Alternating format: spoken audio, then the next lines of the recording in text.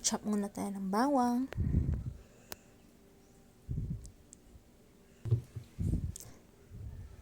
Luya.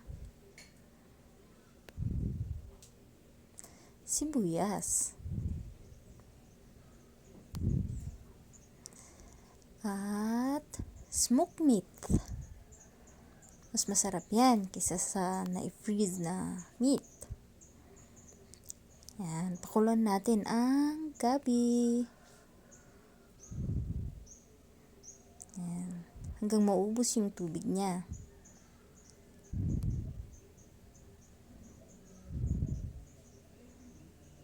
Then maglagay ng mantika. Unahin ang luya, lagay ang bawang, sibuyas,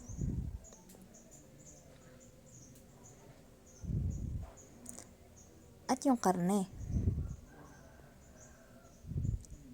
Halu-haluin. Yan. At ilagay na natin